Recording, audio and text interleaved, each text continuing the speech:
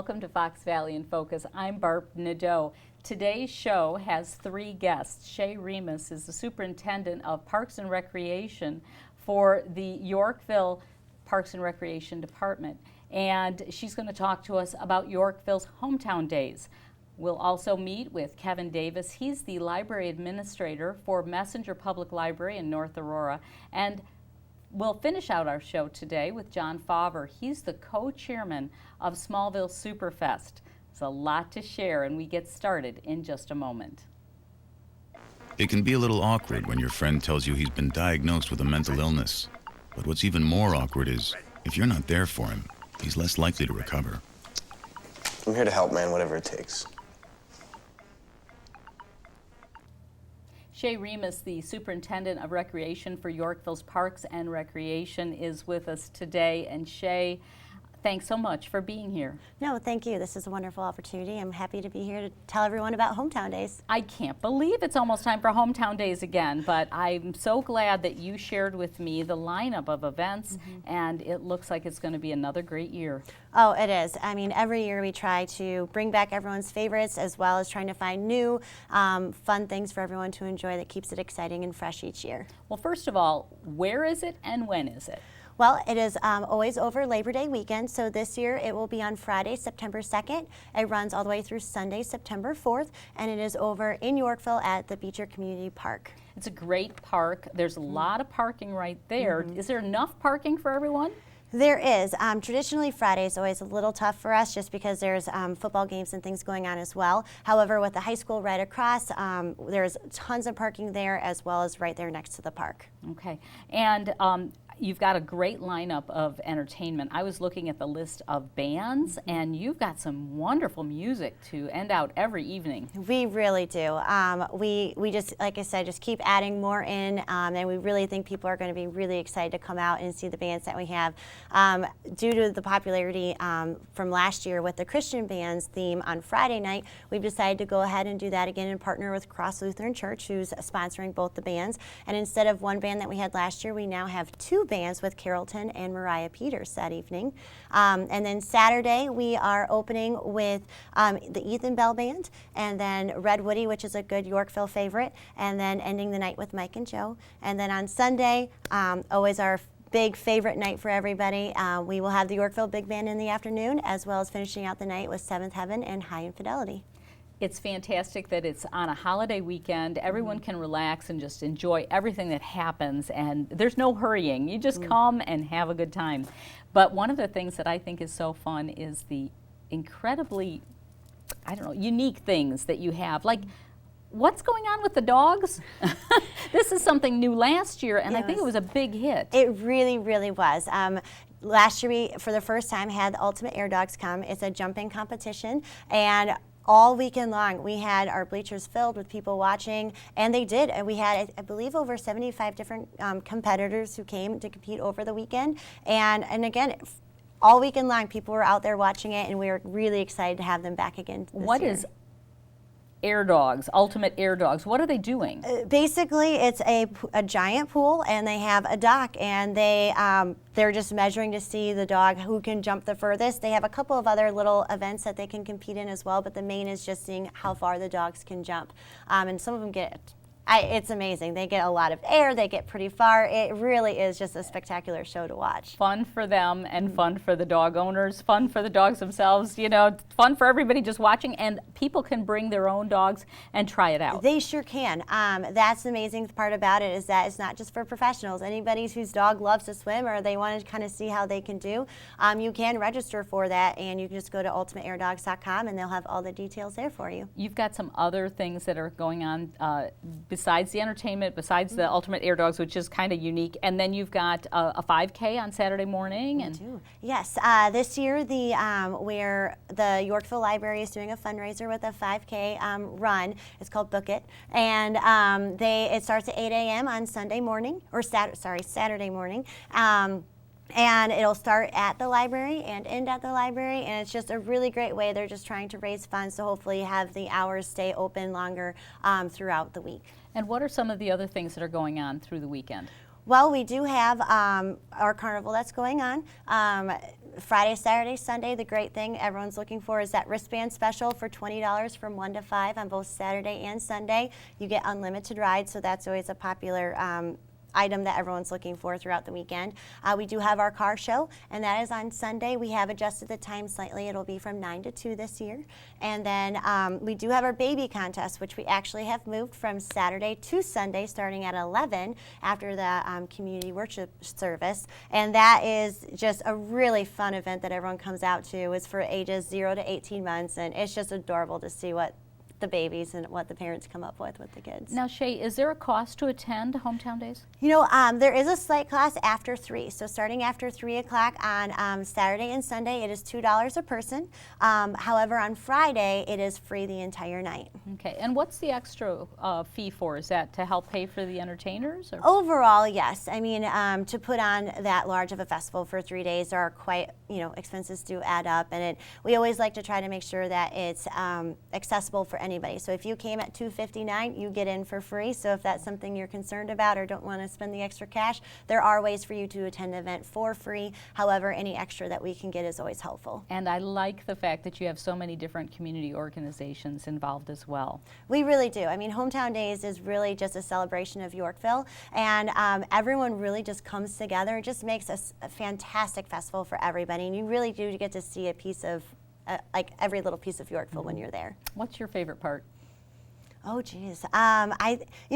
The Ultimate Air Dogs I really did enjoy last year. I did kind of sneak over there a couple of times to enjoy it myself when I had a quick moment. So that's probably my favorite at this time. I think it's really something because it's great that you are putting on this for all of us, but it's got to be great for the staff too. They get to celebrate and kind of once a year celebrate all the work that they do 365 days a year, right? It is. I mean, it is very fulfilling. We really do work. It's almost a year-long project that we work on, and it is really great to see everyone come out and enjoy this product that we put out for the community, because ultimately that's what we want to do. We want to have everyone come out and really have a great time.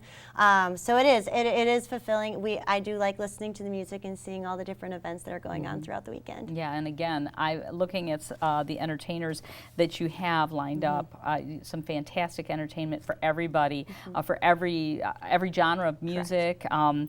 Even the Yorkville Big Band coming out on Sunday, which I think is a favorite for the community.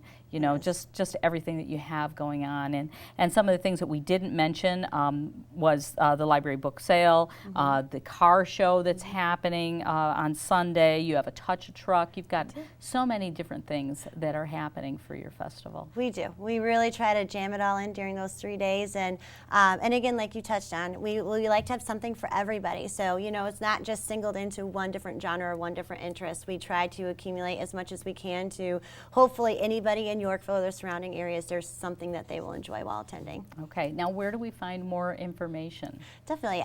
If you go to our website at yorkville.il.us/hometown days, we will have the updated schedule. We are constantly updating that with our sponsors, different events, because as we get closer, food vendors and other things always kind of start coming into place, and we will be updating that pretty much on a daily basis. Oh, that's kind of nice. You're giving a little bit of extra advice to people, so if they're looking for their favorite food or whatever, they can find that, and so that's a good reminder to keep checking the website for that information. I like that. I hadn't considered that as actually a plus, but it really is. It is. I mean, it really gives you up to date, because we put some of these materials together months in advance, and just to kind of get the ball rolling and get the information out there. And I mean, if opportunities come up, we never like to say no, so we always try to keep adding and figuring out ways to just make the festival even better. Any other best advice other than come early and stay late?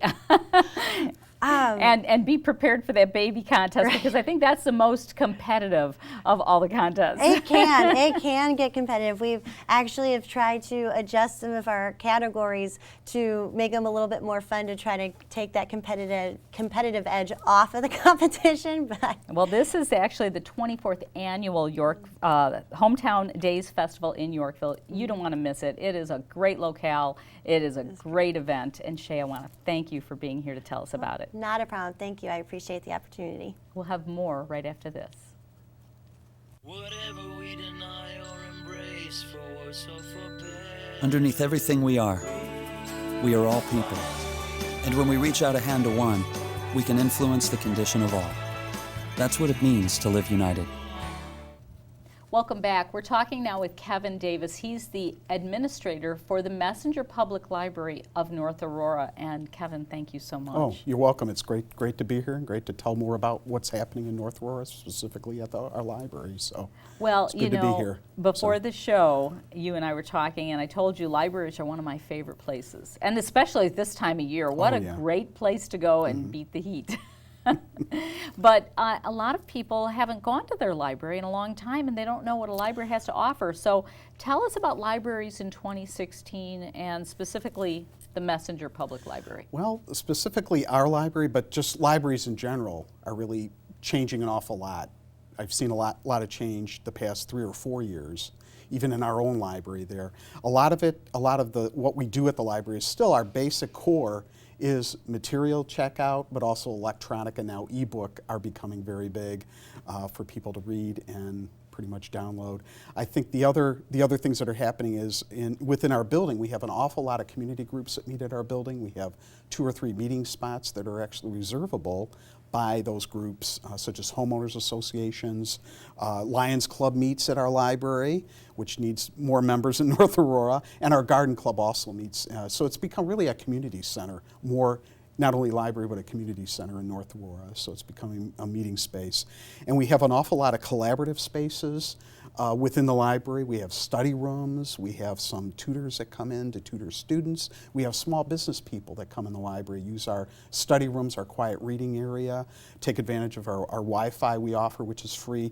And some of them meet with clients at the library. A lot of them work out of their home. So they need that third space in the community to meet with to develop and keep their businesses and things like that. So we're glad to help too with informational needs that they may need, whether that's a business startup, doing research for them and helping them out. We have one-on-one with our librarians too, if you need help with any technology needs. How do I download this ebook? I've got this new device I just got for my birthday or Christmas. How do I download this ebook? Or how do I work with our library's catalog to get that material that we need and stuff, so.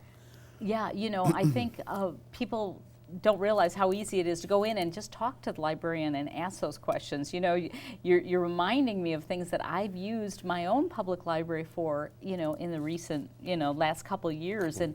And those spaces that you talk about, the little study rooms and the small meeting rooms and the big meeting rooms and everything that a library has to offer is wonderful. I think that it's surprising for some people to realize that they can go to the library and get some of the latest movies very inexpensive. They can have access to things very inexpensively. Yeah, absolutely.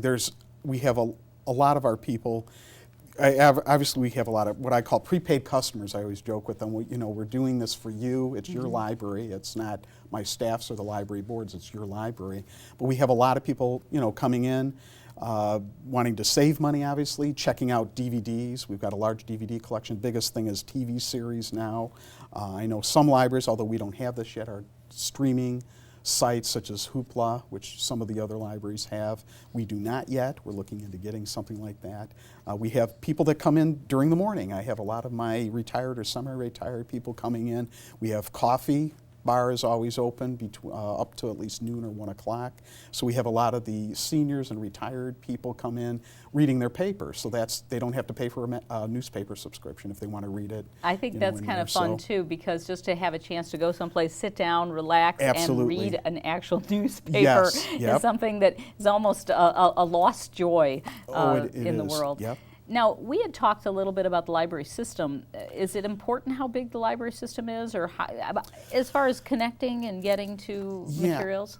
I think we're a member of part of the Rails library system, which covers most of the northern half of Illinois. So we have a van delivery system, and you can actually place holds for books. If we don't have something, or material, CDs, music CDs, whatever you need, we can get things within 2 to 3 days. Sometimes I've seen it come even 24 hours the following morning.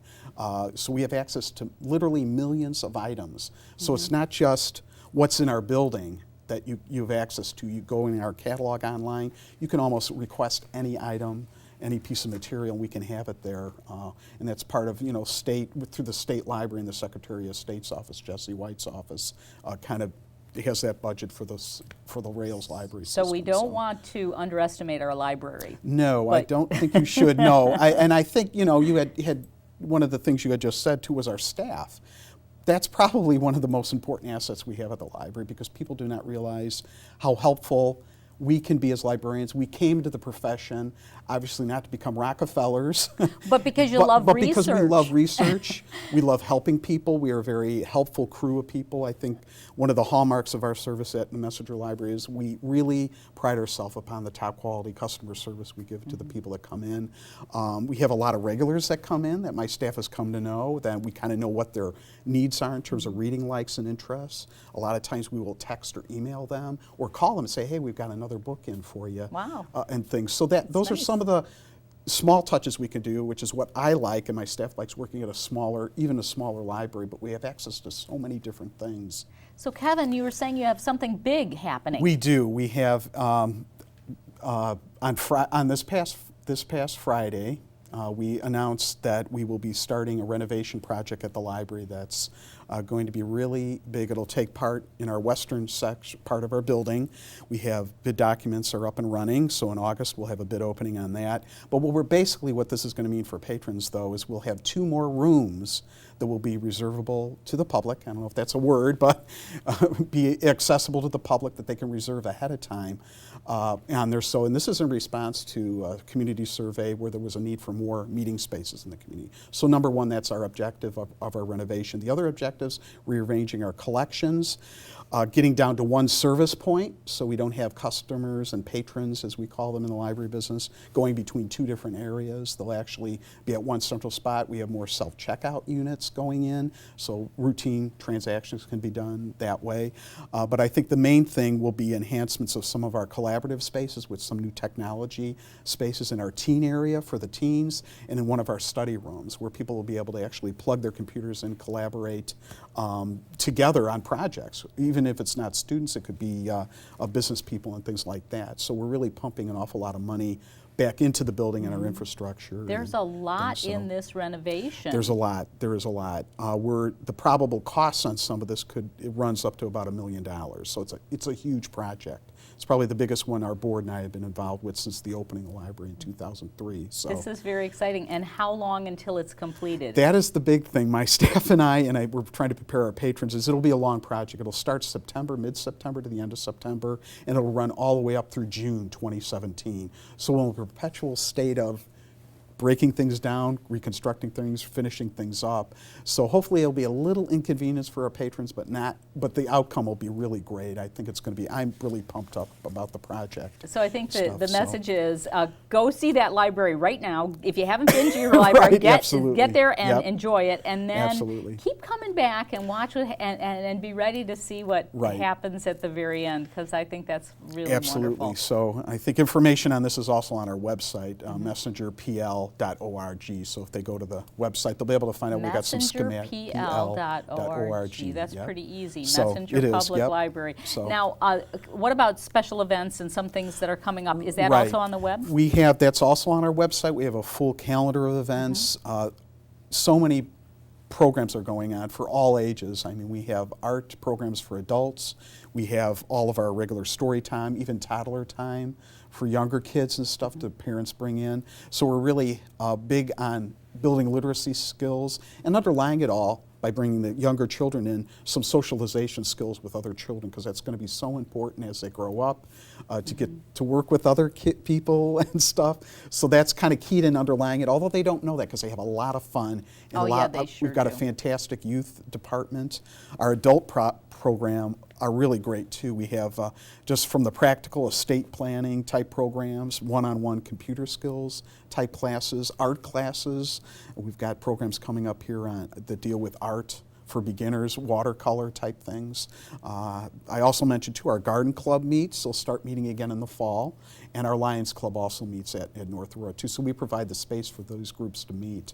Otherwise, they wouldn't have a spot in North Aurora to meet together. So, Oh, that's on that. fantastic. So it's great. So. Yeah, I think that I think it's wonderful to see that all those things are going on and to take advantage of those programs. When you were talking about the young ones, yeah, they have so much time together, so much fun time together, but I'm thinking about those young parents too. That is a time when they're not engaged in the school community. They may not be engaged in the community at all, and Right. that's their first step in to learn what is happening in North Aurora and what's, getting Definitely connected is, to the yeah. schools and everything Right. else. I think one of the highlights, I like going over into the children's area on occasions when I'm having maybe not a particularly good day. I go over there, and that redeems what we're doing and verifies what we're doing there. We have a play area for the kids where they have some educational toys as well as some computers and technology.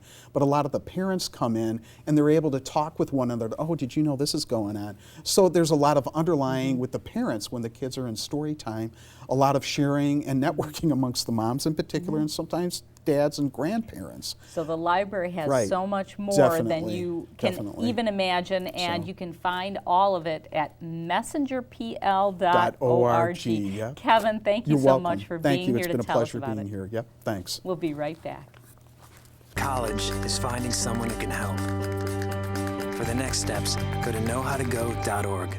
John Fawver joins us now. He is the co-chairman of Smallville Superfest, which happens in Plano in the month of August. John, thanks for being here. Thanks for having me. So what are the dates of Smallville Superfest? So the Smallville Superfest will take place the weekend of August 19th, 20th, and 21st, right on Main Street in downtown Plano. This is probably the most unique event of the entire Fox Valley area. This event takes over your town. You change the name of town. It's got a unique history. Tell us all about it. Yeah, this goes back to 2011 when they shot a large portion of the Superman movie in downtown Plano and really did turn it into Smallville for a number of weeks during the summer.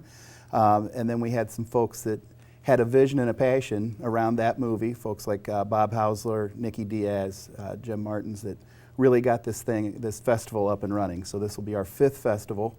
We're very fortunate that we still have those folks that have that passion and vision helping guide it and moving us forward. Yeah, we all remember, I remember that summer very well and how much fun it was to have our little hometown turned into Smallville, and we do want to recreate it again and again. And the committee does a great job with it, and your lineup for this year looks tremendous. Well, we're really excited about this year's festival. As I said, there were a few dedicated folks that really got this thing started and had the passion to get it off the ground.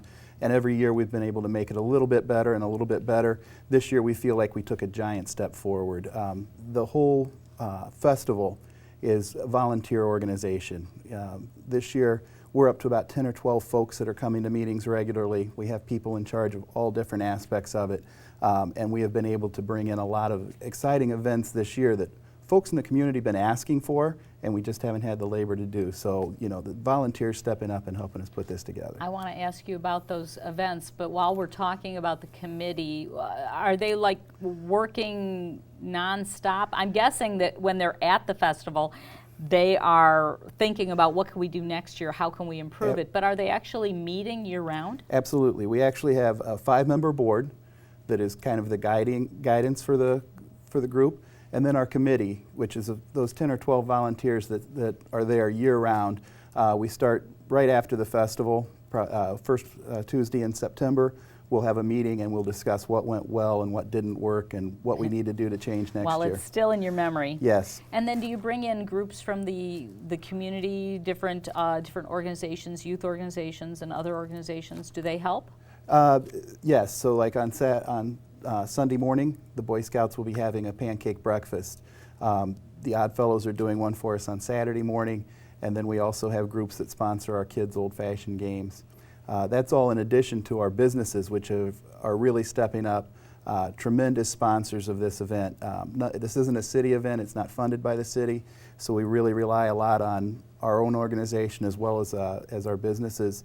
And that's what makes our festival successful, allows us to do a lot of things. Now, Smallville Superfest really does occur right in the heart of Smallville, doesn't it? Yes, it does. We block off Main Street. It's really centered around the train depot, which is also our Smallville Museum, where we have some items from the filming of the movie. That will be open during the festival, so folks can kind of walk through and see some of the props and some of the things that were used in the movie. Are you going to have any special guests arriving? I mean, not other than me, of course, and all of my friends and neighbors, but I mean, super guests? There's still some work being done on that. You have to, the website So will you're be not updated telling regularly. me who. Okay.